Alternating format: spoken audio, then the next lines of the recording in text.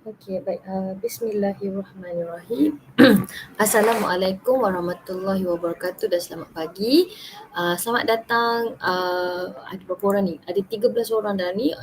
Welcome back to class, all 13 of you. Farah ada, Marsha, Ashraf, Akmal, Kasrina, Syafika, Syahira, Zafira, Nisrin, Putri Elisha, Sharifah Fariha, Sharifah Jasenia dan juga Wan Nuri. Thank you so much for coming today. Thank you, selamat datang Amna. Hari ni kita nak continue blood groups in humans. Saya cuba minimize pula. Saya cuba untuk include as a few sample questions for you to answer today. Mungkin sebab one of the reflections that I received last week is salah satu challenge dia ialah untuk identify what are the informations that we need to include in our answer. Kalau markah ada 4 macam mana, markah ada 3 macam mana, dan lepas tu nak susun macam mana.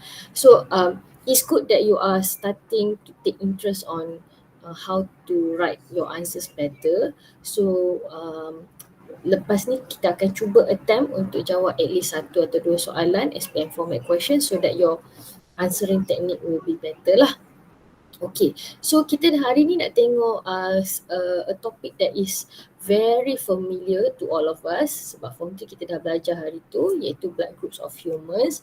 However, dalam bio, selain daripada kita tengok balik the types of antigen and antibody that exist in individuals with different blood groups, we will also discuss about rhesus factor and how it affects pregnancy. And then towards the end of biology content, masa kita form 5 nanti, kita akan discuss mengenai how blood groups are inherited. Kenapa ibu bapa kita darah A dengan darah B tapi kita darah O. Kalau kita darah O, kita anak angkat ke? So kita persoalan-persoalan itu kita akan discuss jugalah dalam bio. So let's take a look at a bit of an introduction. Why the knowledge of ABO blood group D is important, because donation and transfusion is conducted based on our knowledge regarding the compatibility of the blood group of the donor and recipient.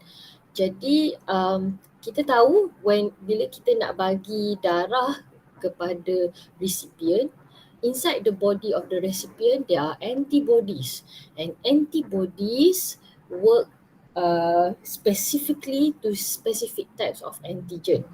For example, if the recipient has blood group A, the antibody in the recipient is anti-B. So kalau darah yang masuk ke dalam recipient has the antigen B, the antibody inside the recipient will attack the red blood cells that enter its body. Red blood cells B itulah, sebab red blood cells tu ada antigen B. So sebelum ni kita sebut attack, tapi bila kita dah belajar bio, kita akan belajar the mechanism of antibodies. Antibodies yang attack different red blood cells ni will conduct agglutination to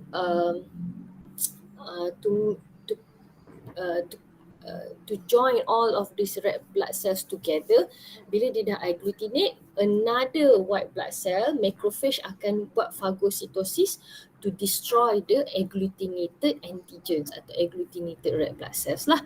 Okay, tapi itu mekanisme dalam immunity yang kita akan tengok dengan lebih detail nanti. So as a quick recap of what we have go through masa form 3 hari tu, sambil-sambil saya explain, you can complete this table. Okay, we have 4 different blood groups, which are blood group A, blood group B, AB and O. So if an individual has blood group A, the antibody produced in his or her body is anti-B. And then cuba tengok the surface of the red blood cells. The surface has apa tu yang bulat-bulat warna merah tu? Okey, bulat-bulat on the surface warna merah tu adalah antigen A. And as we have discussed last year in form 3, antigen ni functions as the name tag of a cell. Macam mana kita nak kenal jenis sel? Kita tengok dia punya antigen.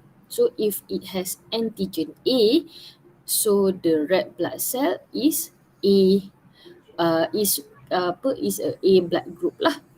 Okay. Sama juga dengan B, red blood cell for B, the surface of the red blood cell B, kita nampak kat situ ada antigen B, and the body produce, yes, anti-A antibodies. However, for AB blood group, nama dia AB sebab on the surface of red blood cell of AB blood group, they are both antigen A and antigen B. Dua-dua pun ada. Antigen A ada, antigen B pun ada. Jadi dia tak bolehlah buat apa-apa antibody sebab nanti antibody attack darah dia sendiri. Tak maulah macam tu kan. Agglutination tu occurs inside our body macam autoimmune disease pula. Okay, jadi untuk blood group O, you can see that there is no antigen on the surface of the red blood cell.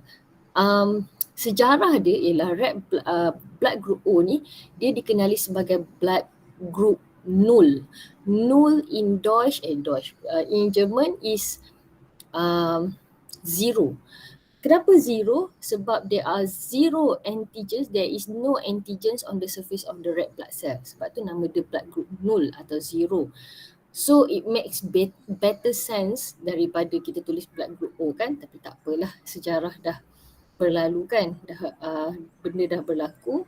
So dalam red blood cell, dalam badan orang yang mempunyai darah group O, he or she produce both anti-A and anti-B antibodies. Okay, so melihat kepada karakteristik atau melihat kepada antibody yang ada dalam setiap jenis red blood groups, kita boleh determine dia boleh every type of blood group tu boleh donate atau receive dari mana pergi ke mana kan. Okay, so untuk donate tu kita kena tengok antigen yang ada pada red blood cells lah. Untuk darah A, dia ada antigen A, jadi dia hanya boleh donate pada blood group yang tidak ada anti-A. So, blood group apa yang tidak ada anti-A? Blood group A dan blood group AB. Kan?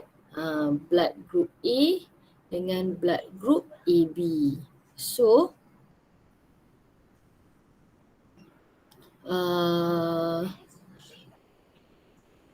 okay, jadi untuk yang donate tu blood group A tu dia boleh donate kepada blood group A juga dan blood group AB.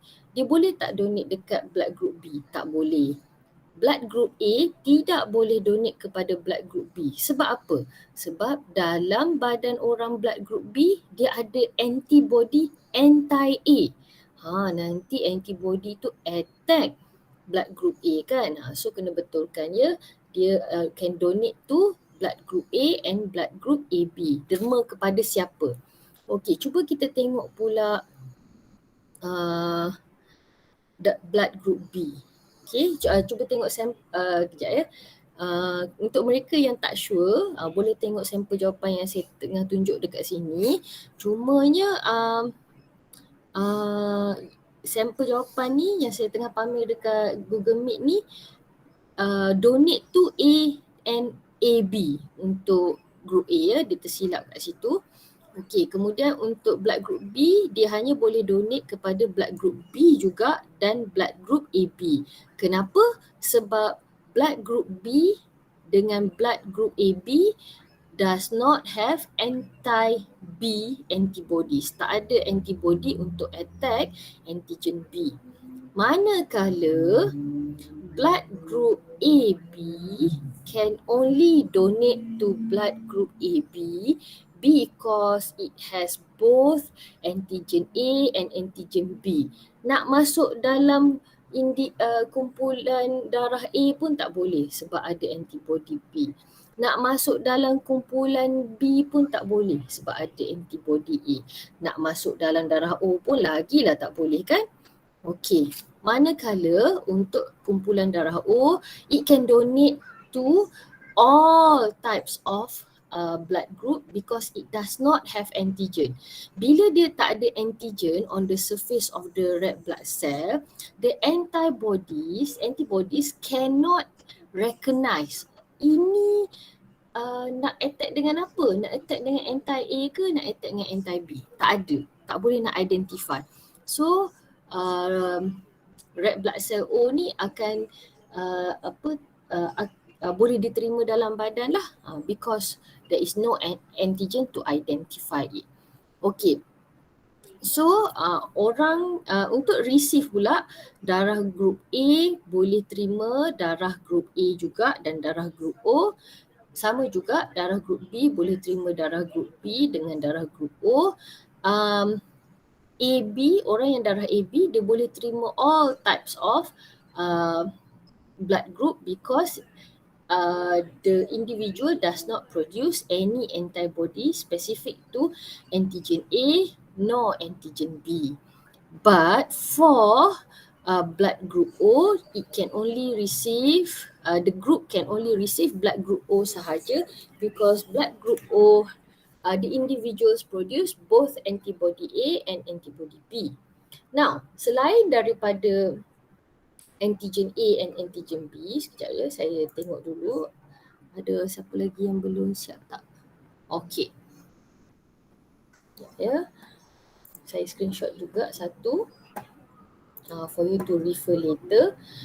Okey, kemudian jom kita tengok another antigen that can be found on the surface of our red blood cell, which is the rhesus antigen. Untuk rhesus antigen, kita akan identify sama ada rhesus positif atau rhesus negatif. If the antigen is present, we call the red blood cell as rhesus positif. Kalau tak ada rhesus antigen on the surface of the red blood cell, we call that blood as rhesus negative antibody. Apabila seorang yang mempunyai rhesus negatif ni, kan, kalaulah kamu ni rhesus negatif, macam mana nak tahu? Oh, if you take a look at your blood type, kamu punya darah B negatif. So negatif tu indicates no presence of rhesus on your red blood cell antigen, red blood cell surface. So if you are exposed to rhesus positive blood cell, lepas tu baru badan kamu akan start to produce antibody specifically attacking rhesus antigen. Jadi apabila kamu terima lagi sekali darah yang rhesus positif, your body is now ready to attack the new rhesus positive blood cells that enter your body. Kali kedua baru ada agglutination. Kalau kamu seorang yang berdarah rhesus negatif, first time kamu terima darah rhesus positif, no problem. Because your body is only starting to produce rhesus antibody atau nama lain dia ialah anti-D. However, right after the first right after the first round of receiving rhesus positive blood, your body will now have the information to produce rhesus antibody. When you receive rhesus positive blood the second time, your antibody will attack the rhesus positive blood, causing the formation of agglutinates atau menyebabkan berlakunya proses agglutination. Dan kita dah belajar sebelum ni, bila ada agglutination, it will cause blood clot dan kemudian boleh menyebabkan kematian lah. Okey, situasi donor receiver ni boleh diatasi apabila bila kita derma darah, pusat derma darah akan tagging darah kita tu darah jenis apa, B positif ke, B negatif ke dan sebagainya kan. Tetapi bagaimana pula kalau mengandung? Okay, isu dia sekarang bila mengandung.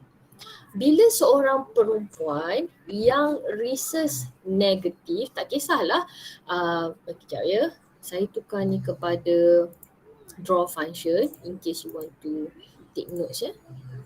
Okey, masalah dia sekarang anak-anak, jika jika seorang wanita tu Rh negatif, rhesus negatif, kahwin dengan orang lelaki yang rhesus positif, kemungkinan anak yang dikandungnya mewarisi gen daripada ayahnya dan mempunyai darah rhesus positif.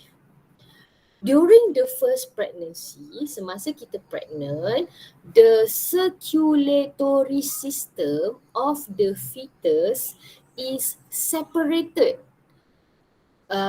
Separated is not connected to the mother's circulatory system. Okay, semasa pregnancy, sistem peredaran darah fetus, baby dalam kandungan tidak bersambung dengan mak punya sistem peredaran darah ya. Due to various reason lah, banyak advantages dia bila berasingan ni lah. Okay, so badan ibu during the first time pregnancy, badan ibu dia tak buat lagi antibody sebab because of this separation. However, towards the end of pregnancy, sampailah bersalin, a bit of fetal red blood cell ni akan masuk ke dalam sistem peredaran darah. Sebahagian daripada red blood cell fetus akan masuk ke dalam badan ibu dan badan ibu will start to produce anti-D antibodies. Badan ibu akan mula menghasilkan antibody yang menyerang rhesus positif red blood cell. Namun begitu, sebab perkara ini berlaku towards the end of pregnancy atau bila dah bersalin, dia tidak severely affect the fetus sebab dia berlaku towards the end of pregnancy atau semasa dah bersalin. Tapi mana-mana sel darah merah fetus yang dah masuk ke dalam badan ibu akan mula dimusnahkan oleh antibody yang dihasilkan oleh ibu lah. So, bila dah habis pregnancy, dah bersalin, badan ibu akan continuously produce antibody that is specific for rhesus antigen. Therefore, when the same mother pregnant with the second child which is also rhesus positive, ini adalah keadaan yang bahaya lah, because even though the circulatory system of mother and fetus are separated, the contents of the circulatory system can diffuse into the fetal circulatory system. Dalam uri atau placenta berlaku exchange of nutrient, waste, substances, hormone, enzyme and antibody. Jadi antibody ibu boleh masuk ke dalam fetus. Bila antibody ibu masuk ke dalam fetus, ini menyebabkan antibody anti-D tadi will attack, destroy and agglutinate the rhesus positive red blood cells of the fetus. Nama keadaan ini, nama disease ini ialah erythroblastosis fetalis. So, bila fetus kekurangan darah, macam mana dia nak grow inside the mother's body? So, antara kaedah-kaedah yang digunakan ialah semasa mengandung, the fetus will undergo blood transfusion. So that is why some mothers as early as second trimester, masa dia dah mengandung 5 bulan, 6 bulan, dia dah terpaksa kena warded lah atau kena ada dia punya check up di hospital tu lebih kerap daripada pregnant mothers yang lain sebab dia kena buat blood transfusion.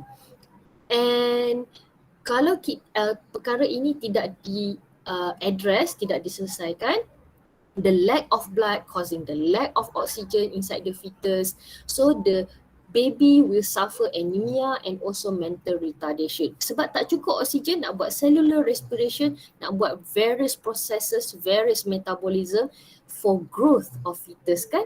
Jadi kemudian untuk mengatasi masalah ini, sebaik sahaja habis first pregnancy, the mother should be treated with anti-rhesus globulins to stop the mother's body from forming antibodies. Hanya ada dua perkara lah. Kalau dah ada antibody tapi mengandung, kena buat blood transfusion. Tapi kalau belum lagi mengandung anak kedua, right after pregnancy, lepas bersalin anak pertama, terus buat treatment anti-rhesus globulins to prevent the production of antibody. So, sekejap saya tengok kat sini, ada yang tulis soalan pada dia punya slide. Okey, sekejap saya nampak soalan ni lebih kurang sama dengan orang yang pernah gugurkan kandungan dia first time. Lepas tu, saya tak sure untuk kaitan dia dengan gugurkan kandungan ni. I have to read more lah. Kalau ada nama spesifik untuk condition tu bagi tahu. Tapi tak, sefaham saya tak sama lah. Tak sama.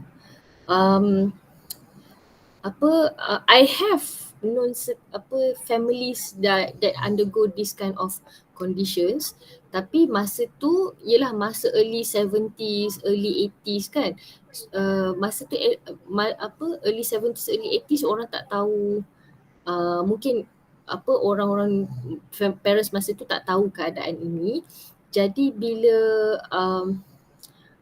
kita anak yang dilahirkan tu anak yang dilahirkan masa second pregnancy tu, kita nampaklah dia dari segi growth dia tak berapa baik, badan dia pun tak berapa kuat dan ada certain parts of the body not well developed lah. So ada dalam dalam saya punya circle of family memang adalah orang yang mengalami masalah ini. Jadi kita boleh tengoklah, dan bilangan anak dia tak banyak.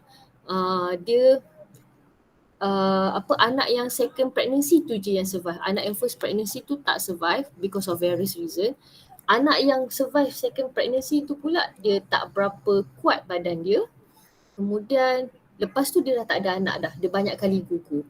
Mungkin sebab the next pregnancy tu semua anak yang rhesus positif jugalah. Okey, saya tak nampak. Kalau dah lahir ada cara untuk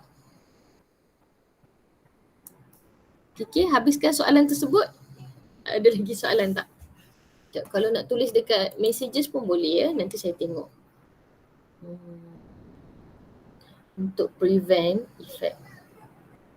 Okey, prevent effect tu semasa mengandung ke?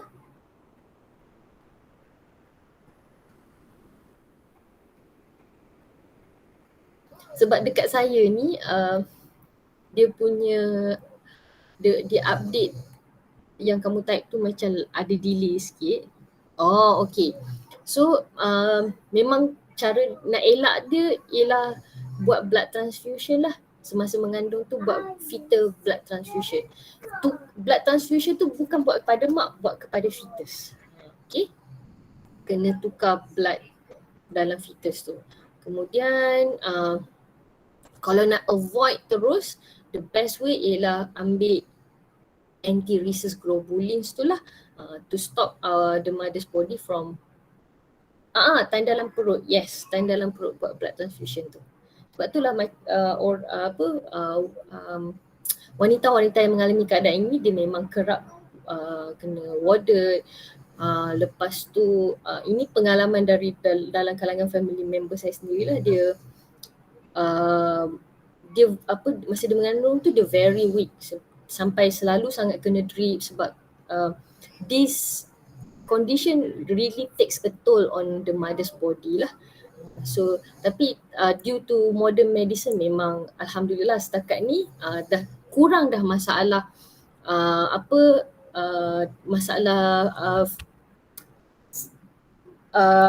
side effects from fetal blood transfusion ni dah kurang lah. Okay, dapat diatasi dengan lebih baik lah. Dulu memang macam kesian jugalah tengok pregnant mothers yang macam ni. Okay, so ada satu sampel soalan kat sini. Similar to the diagram that we have looked before, the diagram shows the changes in a rhesus negative mother when pregnant with a rhesus positive baby.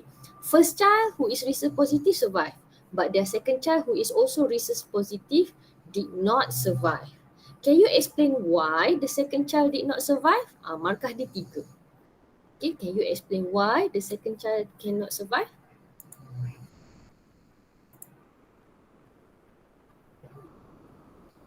Apa yang ada pada second child tu yang menyebabkan dia tidak survive? Mungkin boleh mula dengan itu dulu.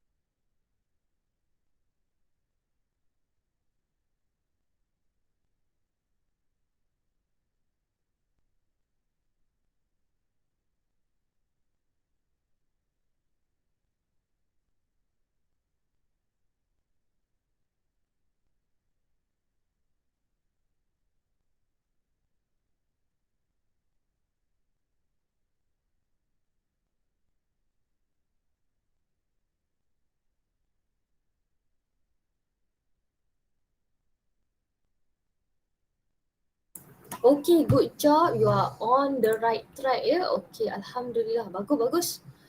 Okay, saya besarkan sikit supaya saya nampak lebih banyak jawapan. Alright. Bagaimana dengan ramai lagi belum jawab ni. Apa pendapat Farah Kristina, Azlina, Saidatul, Ami? What do you think?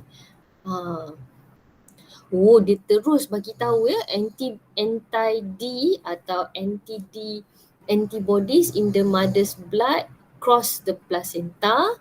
Okay, good. Okay, good.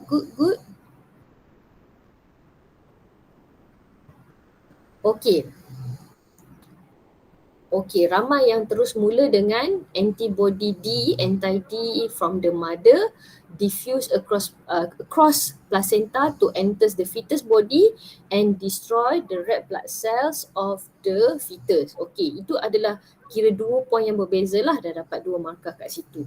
Okay, saya tertarik dengan approach Wan Nurin Kristina sebab dia sebut pasal it is because the second child is Rh positive.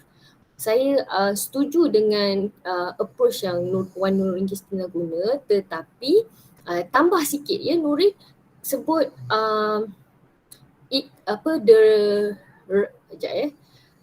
the red blood cells of the fetus contains rhesus antigen.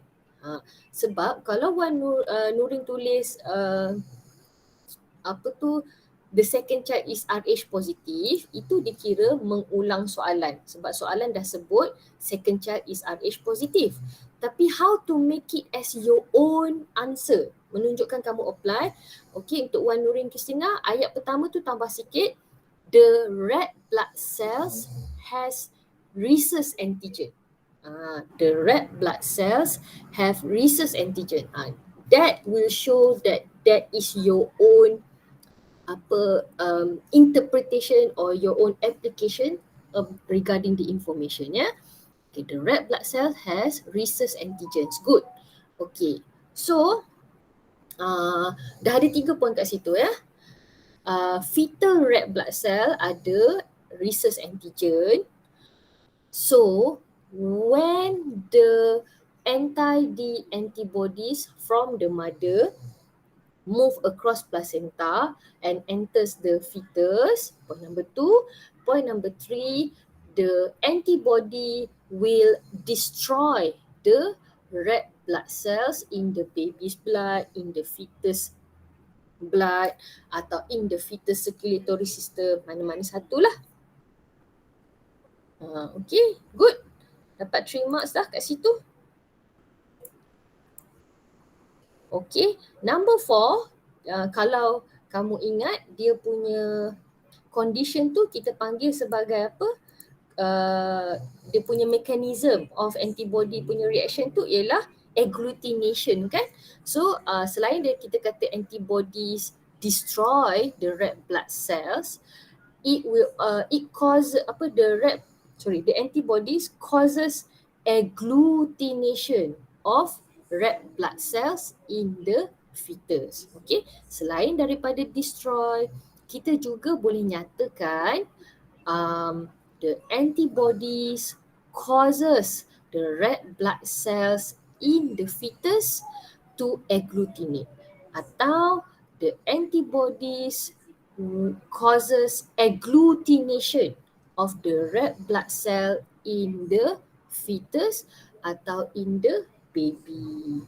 Causes agglutination of red blood cells in the fetus. Okay, nama condition tu tadi erythroblastosis fetalis. Kalau nak tulis lah, sebab there are already 5 points here, any 3 out of 5 points, ya. Okay, tu satu. Okay, Ami kena tukar sikit ayat yang kedua tu. Saya rasa tersasul ni. Anti-D is present in mother's blood and cross the placenta and enter the blood circulation of the fetus. Kan, of the baby boleh, of the fetus boleh, ya. Enters the blood circulation. Okay, good job Ami. Tambah sikit. Short lagi 1 point tu Ami. Alright. Satu. Okay, Aisyah pun sama. Short lagi 1 point. 2 point dah dapat dah tu. Okay, Alina. 1, 2.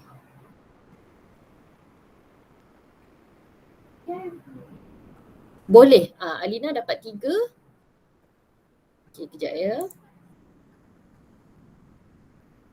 Boleh. Oh, saya ambil beberapa sampel ya. Sekejap.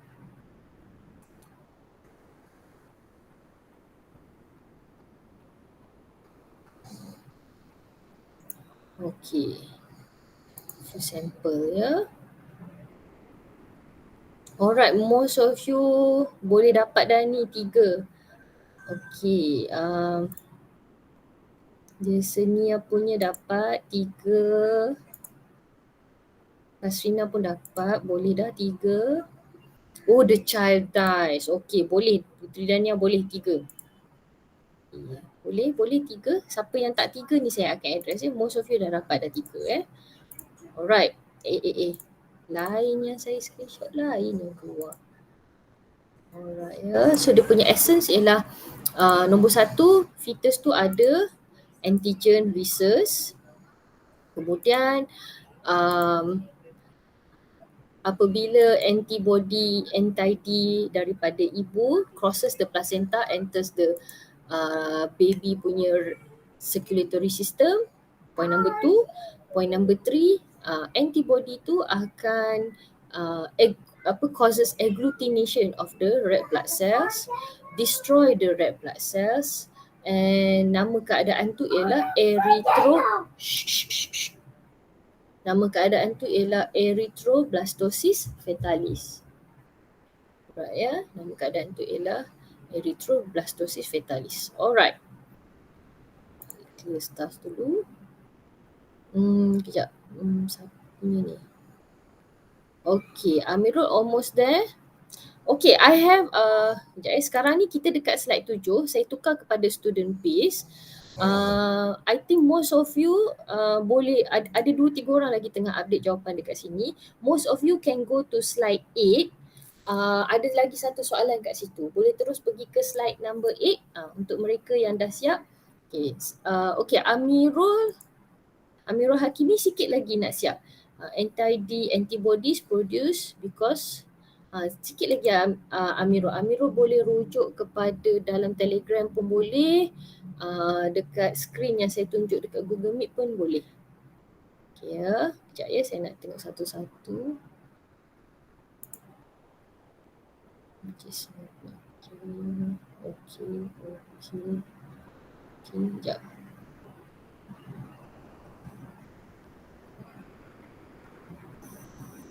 Okay, Zafirah punya jawapan walaupun nampak pendek tapi lengkap ya. Good. Okay. Alright. Yeah. Yang tak cukup 3 ni saya akan bantu. Okay, Farhanah punya pun okay. Amirul punya almost there.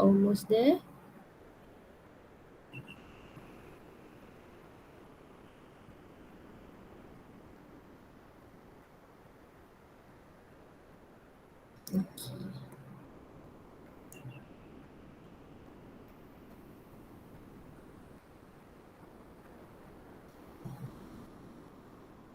Okay ya.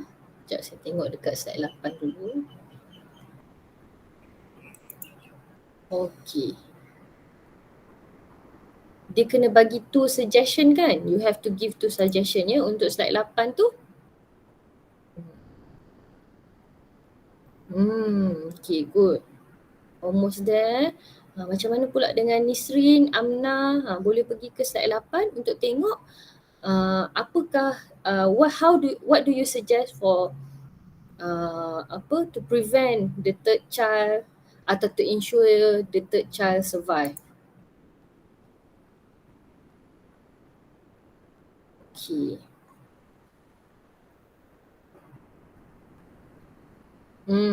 Okay, you are on the right track tu Amirul. Lagi 1 point, dah ada 2 point kat situ, hebat.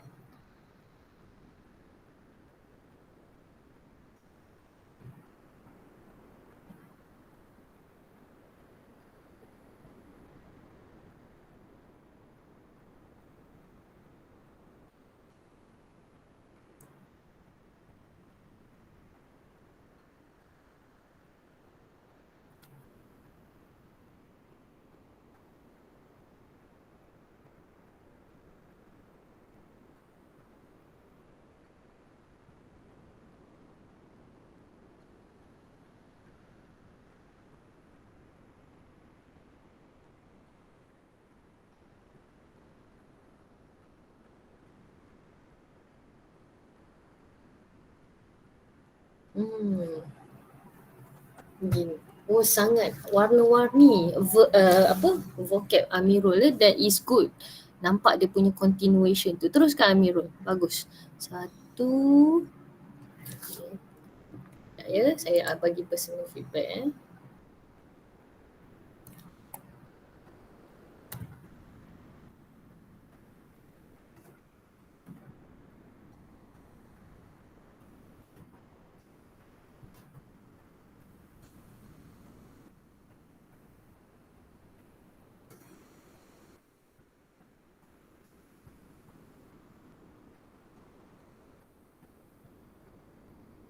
Dekat ayat first tu kena upgrade sikit Amirul. Yang lain tu okey.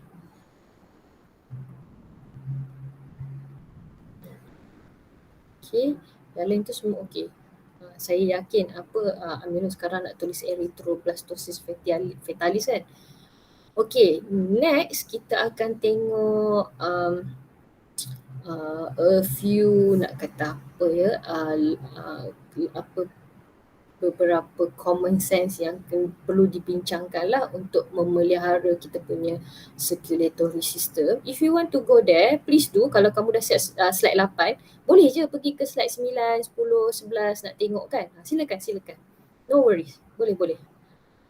Okay. Yes, very good. Nanti apa? Okay, Amirul punya point tu cukup 3. Cuma ayat first tu saja kena betulkan ya, because rhesus positive red blood cells enters into the mother's bloodstream. Itu saja, yang lain semua okey, tak ada masalah. Okey, sorry saya bawa semua orang kembali ke slide nombor 8. So slide nombor 8 dia minta suggestion lah.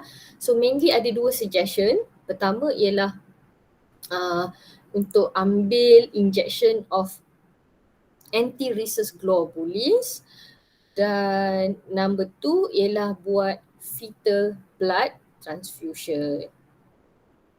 Okay, anti-rhesus globulin. Okay, sebab dia suggest, soalan dia ialah suggest steps. So macam yang Amar tulis ni, take anti-rhesus globulin to stop the formation of antibodies. Okay, kalau dia kata suggest how, okay, kalau kata suggest, kalau suggest, kejap. Explain steps to be taken. Jawapan Amar ni bagus sebab dia explain kesan daripada step pertama. Tapi soalan dia ialah suggest steps. So dia hanya minta kita senaraikan je lah apakah step-step yang boleh diambil, apakah langkah-langkah yang boleh diambil. Jadi kita cadangkan langkah 1 apa, kaedah 1 apa, kaedah 2 apa, macam tu ya. Okay, ada satu sampel saya dah lampirkan dekat Telegram, nanti kamu boleh rujuk ya. Sebab ini basically dia extract balik daripada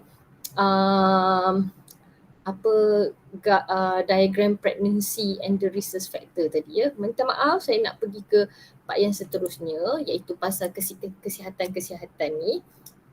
Jadi saya tukar kepada draw so that you can take notes. Okay, so kita dah tengok circulatory system. Jadi kita tahulah what are the kita boleh gauge what are the things that helps us to maintain healthy circulatory system. For example, bila kita belajar pasal blood vessels hari tu, blood vessels are prone to get clotted.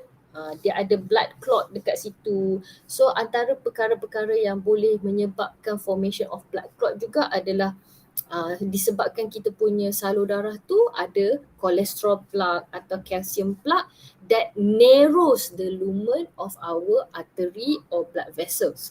So kita kena balance intake of low fat foods, kita kena kurangkan pengambilan saturated food to reduce the amount of cholesterol in our body atau reduce the cholesterol intake in our body. As we know, masa kita discuss pasal chemical composition of the cell, kita tahu karbohidrat bila berlebihan, bukan, kita discuss dekat absorption of digested food. Karbohidrat bila berlebihan, it will be converted into glycogen. Berlebihan lagi, tak ada tempat nak store glycogen, it will be converted to become fat. That is why we need to do regular exercise so that we can minimize the amount of carbohydrate converted to become fat. Okay, sebab fatty tissues ni juga akan increase the amount of the risk of high blood pressure due to cholesterol excessive cholesterol and so on and so forth. Smoking juga kita masa kita form 3 pun kita ada discuss, one of the risk of smoking is increase the risk of stroke. So stroke is when blood vessels in the brain pecah Jadi jangan smoking lah. Itulah dia punya take home point dia. Consumption of alcohol juga mempengaruhi kita punya cardiovascular disease system ni lah. Okay, so these are a few examples of diseases related to our cardiovascular system. Nombor satu, stroke, di mana salur darah pecah most of the time sebab ada clot, dan bila ada clot, blood pressure inside the blood pressure inside the vessels increases, menyebabkan salur darah tu pecah. Kemudian kalau artery tu is completely clogged ke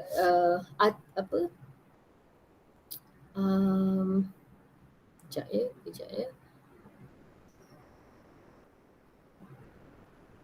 Bila salur darah, all the cardiac artery yang supply oksigen kepada heart muscle tissues to completely clog, it will cause myocardial infarction. It will cause heart attack. Saya pun tak tahu macam nak sebut perkataan tu, tapi tulis heart attack pun kita accept. So bila salur darah tersumbat, volume of blood that can be transported in our vessels will decreases. Tapi darah yang nak dipump tu masih lagi dalam keadaan high pressure.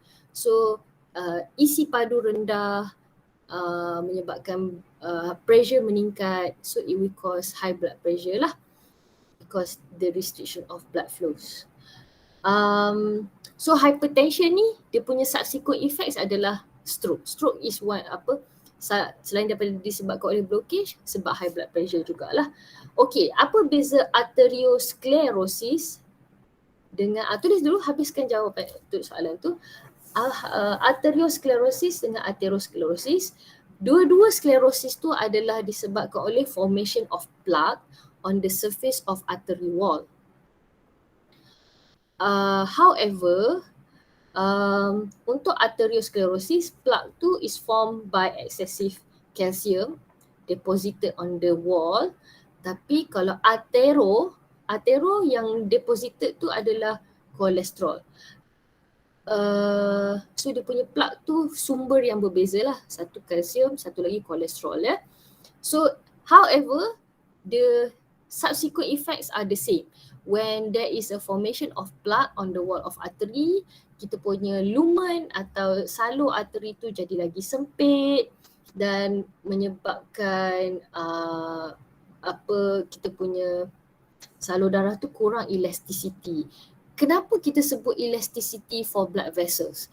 Bila nanti kita belajar dalam homeostasis, sebelum ini kalau blood pressure dalam salur darah tinggi, kita punya blood vessels akan relax. Pada kita punya blood vessels ni, dia ada smooth muscles. When we talk about smooth muscles, dia boleh contract dan dia boleh relax.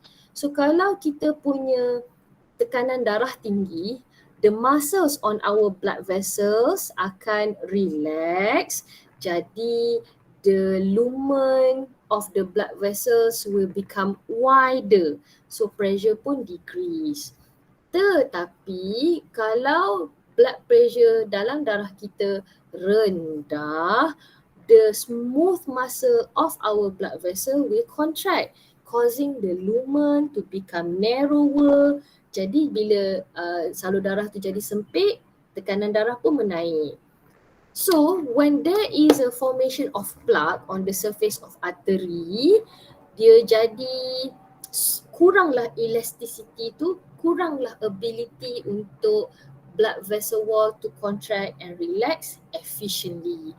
Jadi nak adjust tekanan darah tu jadi susah. Okay, pedih ulu hati, I think pedih ulu hati, one of the reason is when gastric juice terkeluar daripada perut masuk ke dalam esophagus kan, itu pedih ulu hati kan. Kan sebab saya tengah fikir kenapa how about pedih ulu hati. Sebab pedih ulu hati is part of the digestive system. Kita sekarang ni semua ni adalah dalam konteks cardiovascular system. So pedih ulu hati atau heartburn kan. So I think heartburn dengan pedih ulu hati is more towards digestive system lah, bukan cardiovascular system.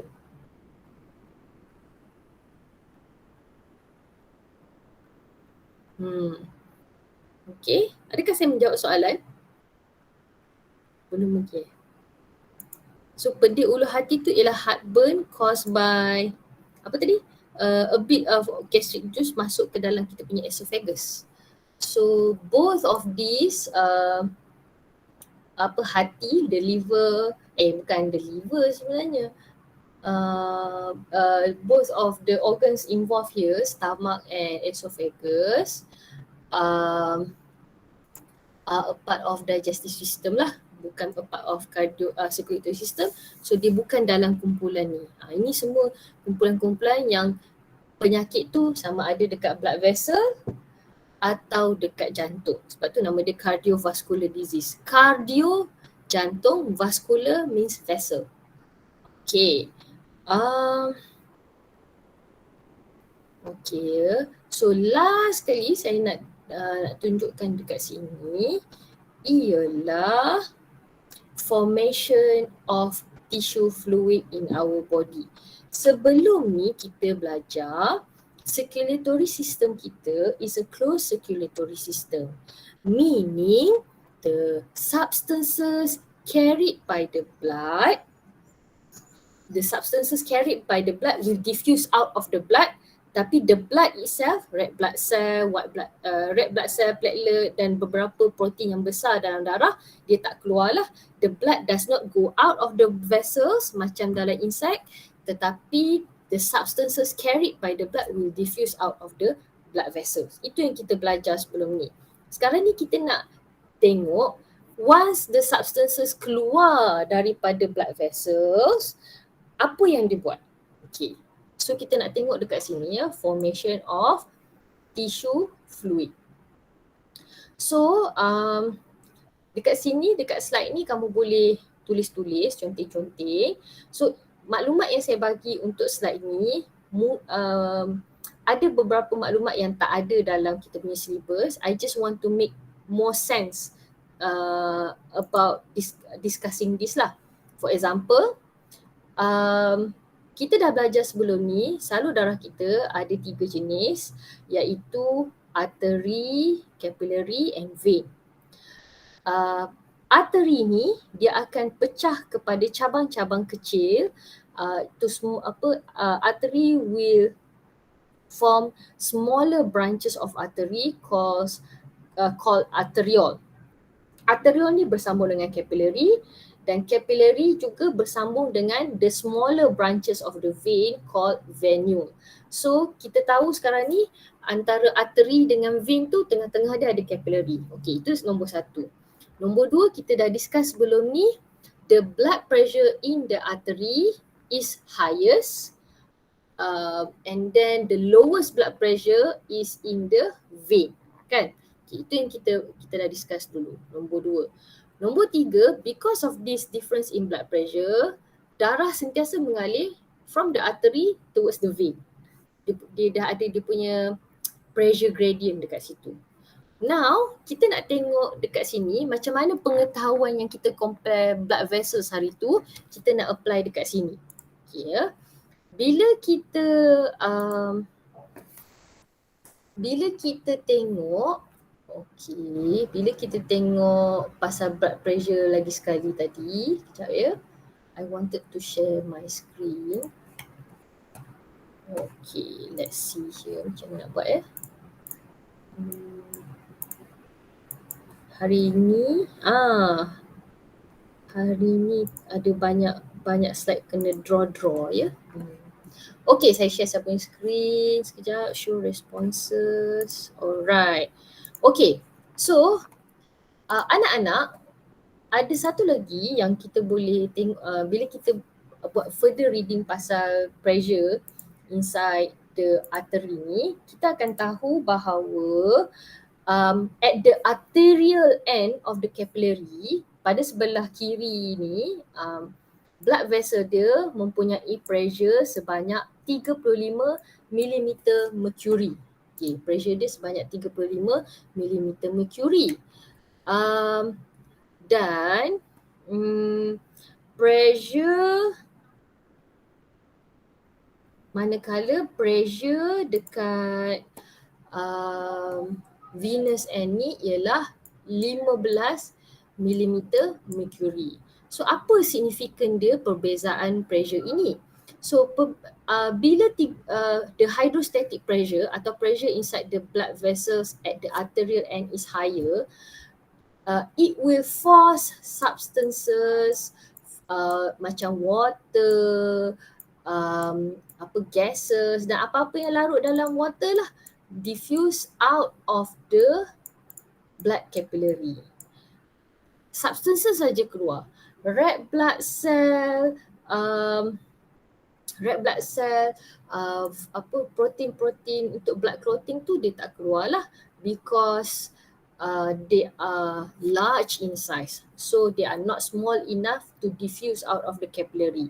So substances macam water, glucose, amino acid, enzyme, hormon, itu yang akan diffuse keluar daripada arterial end of the capillary, and then on the on this particular area, bila dia substances tu keluar daripada capillary, kita dah tak panggil dia sebagai blood plasma lah, kita panggil dia sebagai tissue fluid. Okay, kita dah tak panggil dia blood plasma, tapi kita panggil tissue fluid. So tissue fluid ni will move around the spaces between the cells, membasahi sel untuk conduct exchange of nutrient, exchange of waste material, respiratory gases and so on and so forth lah. Once the exchange sudah habis, the tissue fluid will re-enter the blood capillary, tapi dia tak boleh re-enter dekat arterial end. Tissue fluid akan masuk semula, re-enter at the venous end. Pasal apa? Pasal the pressure inside the venous end of capillary is lower. Jadi dia boleh masuk lah. Due to the pressure in tissue fluid is higher compared to the pressure inside the venous end. So apa komponen-komponen dari tissue fluid yang masuk ni? Komponen-komponen macam waste material atau apa-apa saja substances secreted by the cell, macam enzyme ke, hormon ke, atau carbon dioxide ke, urea ke, waste material boleh, dan macam-macam lagi lah akan masuk ke dalam venous end of the capillary. So, apa yang saya sebut ni,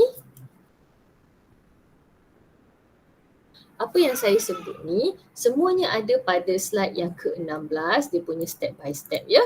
So, dia punya step by step ada kat sini. Sekejap ya, saya tukar kepada draw so that you can draw if you want to make notes. So, sama saja yang saya sebut tadi, blood sampai ke arterial pada high pressure. Yang saya sebut tadi 35 mm mercury.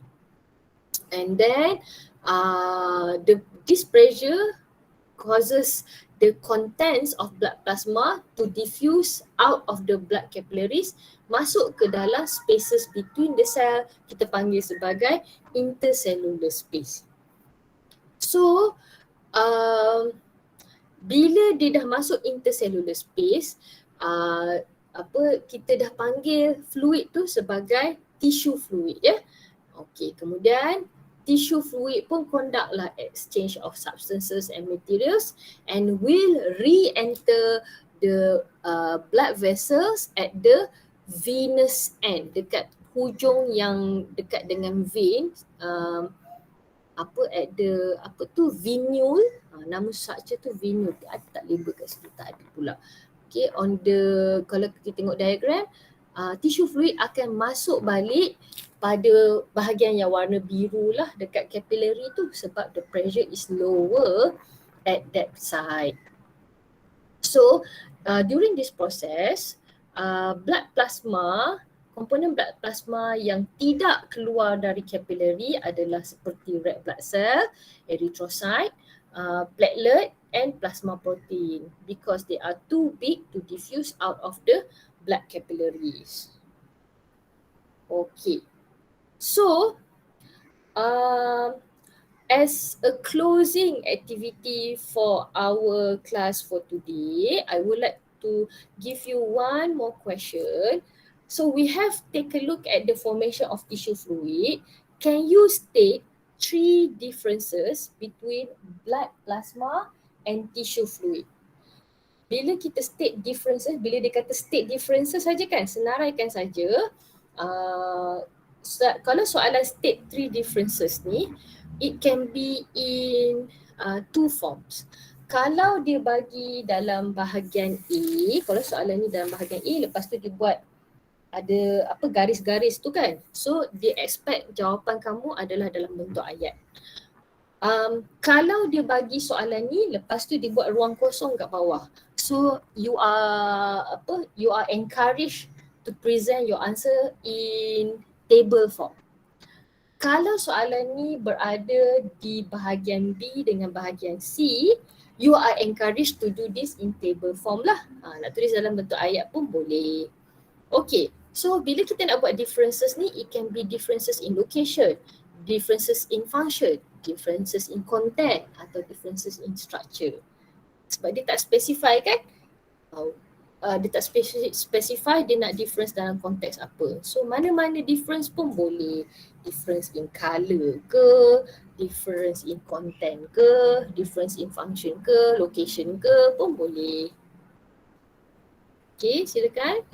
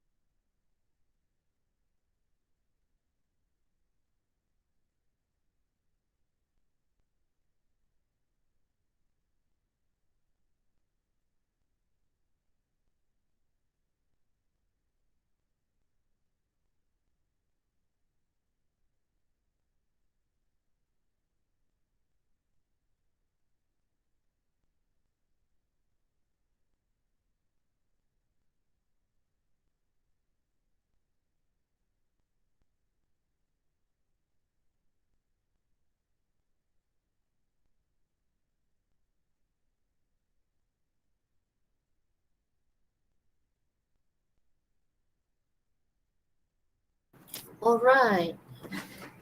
Okay, good. Ada yang start dengan location. So Alina, dia punya approach, dia start dengan location. Alina kata blood plasma kita jumpa dalam blood vessel.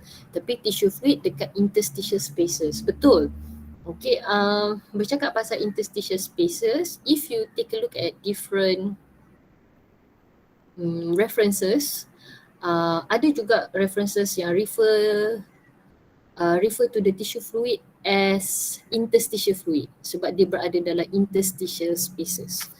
So if you jumpa interstitial fluid tu, itu maksud dia tissue fluid ya. Okay, good job. Okay, bagaimana dengan Nisrin, Elisha, Fatima? Are you okay? Can you do it? Amirul, Amirul menyatakan difference saja. Bagi satu atau dua difference pun okay, tak ada masalah. Kita combine dapatlah macam-macam difference kan. Dahia, are you okay? Saya Datul. Okay, kita boleh bandingkan dari segi location. Good. Kita boleh compare dari segi content seperti yang dicadangkan oleh Syakira Alia ni. Dia kata plasma ada high protein content atau high concentration of protein present, tapi dalam tissue fluid low concentration of protein present. Okay, good. Dia dah dari segi konten ni kita boleh compare banyak sangat. Kita boleh compare dari segi oksigen ke, carbon dioxide ke, kan? Ada tak ada red blood cell ke, pun boleh. Dari segi function pun boleh. Saya tak jumpa lagi lah yang bagi tahu difference in terms of function. Tak apa, banyak lagi difference kita boleh buat.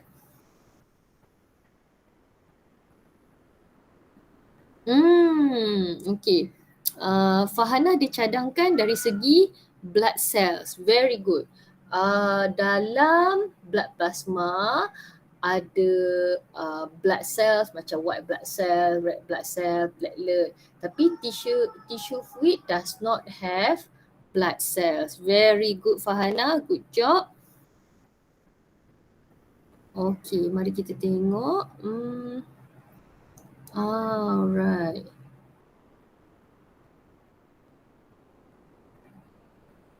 Okay.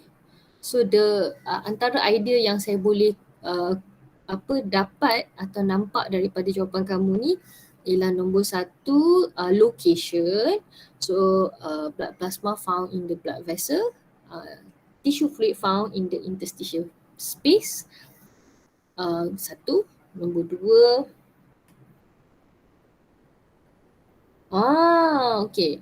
Nombor 2 ialah dari segi content. Blood plasma have blood cells, tapi tissue fluid does not have blood cells. Blood cells macam red blood cell, white blood cell dan sebagainya lah. Nombor 3 dari segi protein content. Macam kita belajar mechanism of blood clotting tu, dalam blood plasma kan ada fibrinogen, ada prothrombin kan, semua tu protein. So dalam tissue fluid tak ada semua tu. So kita boleh kata protein content in the blood plasma higher compared to the tissue fluid. Okay, nombor 3. Kita nak compare dari segi content lagi, kita boleh compare dari segi gas. Siapa yang oksigen lagi banyak? Blood plasma ke tissue fluid? Siapa yang carbon dioxide dia lagi banyak? Blood plasma ke tissue fluid? Ada yang compare dari segi colour. Macam Alina dia kata plasma tu warna dia warna pinkish macam strawberry colour. Tissue fluid transparent. Good. Boleh, tak ada masalah. Kemudian in terms of function, kalau in terms of function, sebab saya tak nampak ada student jawab in terms of function, so yang tu saya mungkin boleh bantu tambah. Untuk blood plasma, function dia ialah untuk transport nutrients, but the function of tissue fluid is facilitate exchange of nutrient. Beza sekali lagi, blood plasma transport nutrients, but tissue fluid facilitate exchange of nutrients. Banyak betul differences kita boleh buat kan? Okay. Nanti kita cuba lagi soalan yang lebih kurang sama tapi explain difference pula Dia high level sikit. Apa lagi kita boleh compare dari segi concentration, which one has more oxygen atau carbon dioxide, location, function, content saja ada 4-5 kita boleh buat Alright. Okay. Are you okay? Sikit lagi Dahia. Okey, bagus Dahia. Teruskan. Cikgu, Ya. what is the difference of um, facilitate exchange and transporting nutrients? Sebab kejap ya. Apa difference dia ya? Kalau kejap, ada soalan lain ke? Okay, tak ada. Alright. For me, in my opinion, kalau transport, nombor satu, it requires long distances. So, blood plasma dia travel further to transport nutrients. So bila kita sebut transport, dia menunjukkan ada pergerakan dari satu tempat ke satu tempat yang lain at higher distances atau further distances between organs ke, between systems ke, macam tu. Kalau kita kalau facilitate exchange, ia hanya berlaku dekat satu locality yang satu tempat tu saja. Maknanya dekat mana tissue fluid tu ada, exchange tu berlaku dekat situ sahaja. Satu lagi apa ya kita boleh compare?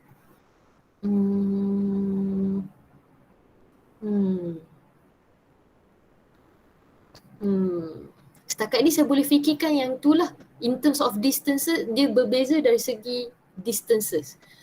Kalau blood plasma, since it's transport nutrient, it travels long distances to conduct its function.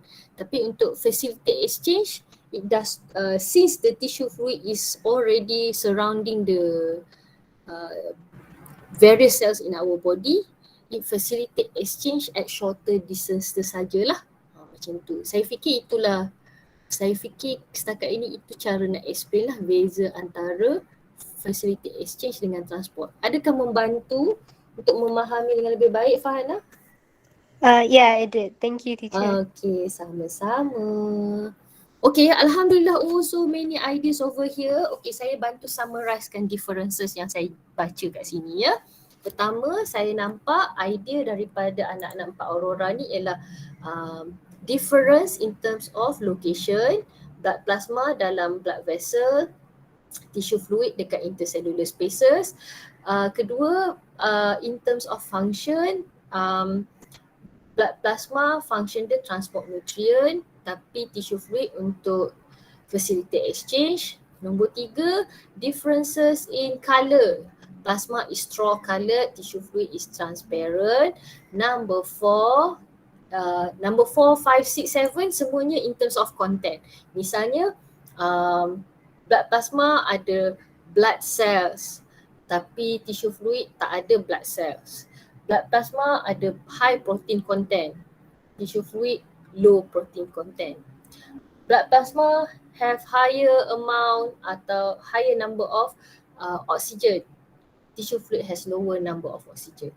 Blood plasma has lower content of carbon dioxide, but tissue fluid has higher content of carbon dioxide, and so on and so forth lah. So anak-anak, I would like to give you a break sebab kalau saya terus masuk lymphatic system nanti banyak pula explanation dia. Saya berhenti takat ni dulu. Yang penting take home point dekat sini ialah due to the difference in pressure at the arterial end and at the venule end, it causes substances inside the blood plasma to diffuse out of the blood vessels into the spaces between the cells, forming tissue fluid. I would like to summarize what we have learned for today. Nanti saya akan bagi link untuk attendance ya. Okay, pertama sekali hari ni apa yang kita dah discuss? Kita dah discuss mengenai different types of blood group. Dia boleh donate kepada siapa, dia boleh receive daripada siapa. Tapi apa yang kita upgrade daripada Form 3 discussion ialah mengenai kesan rhesus factor, the presence of rhesus antigen during pregnancy. Uh, terima kasih. Kejap Sorry, kejap. Satu lagi, in terms of kesihatan, kita kena take note apakah kaedah langkah-langkah yang kita kena buat untuk reduce the risk of various cardiovascular diseases. And cardiovascular diseases yang dibincangkan ialah seperti um, arteriosclerosis, heart attack dan sebagainya lah. Dan finally kita discuss formation of tissue fluid. Memang sebab last week ada yang kata saya laju, jadi saya kena menginsafi diri lah, dan pacing saya kena control sikit lah hari ni. Formation of tissue fluid tu a bit confusing. Okay, tak apa, nanti bila kita discuss lymphatic system kita akan patah balik. Apa difference between smoking and vaping? I would say the chemical contents, tapi saya kena tengok balik lah. Kalau dari segi bahaya, several research shows that vaping sebenarnya lagi bahaya, tapi I have to check back lah. Sebab bila kita tengok bila kita nak summarize research findings, kita kena tengok yang mana paling recent. So yang saya baca ni, ini awal tahun ni punya research, so saya kena check balik antara smoking dengan vaping mana lagi bahaya. Tapi what's the difference between smoking and vaping? At the top of my mind right now ialah contents, dia punya contents. Sebab vaping tu sebenarnya mula dibuat untuk address nicotine addiction, tapi tak tahulah sekarang jadi lain pula. Okay, ada confusion mengenai pregnancy, last slide dia confuse, difference to confuse. Okay. Human lymphatic system kita belum masuk lagi ya, kita baru masuk tissue fluid. Tak apa, nanti kita tengok lagi sekali ya. So that is all for today. Kita habis awal sikit hari ni, give you some time to relax, more time to relax sikit hari ni, sebab nak cerita pasal lymphatic system tu, cerita dia panjang, so tak boleh cerita sekerat-sekerat. So thank you so much for joining our class today. Thank you for your feedback, and it is always a pleasure to see you all in the class and become very active in the class. Thank you so much. So saya akan tukar slide ni kepada student pace, sebab lymphatic system punya notes pun dalam ni. You can go through it if you want ya. So sekian, wabillahi taufiq wa hidayah. Assalamualaikum. See you Friday. Waalaikumsalam. Thank you, teacher. Thank you, Thank you, teacher. Waalaikumsalam. Bye.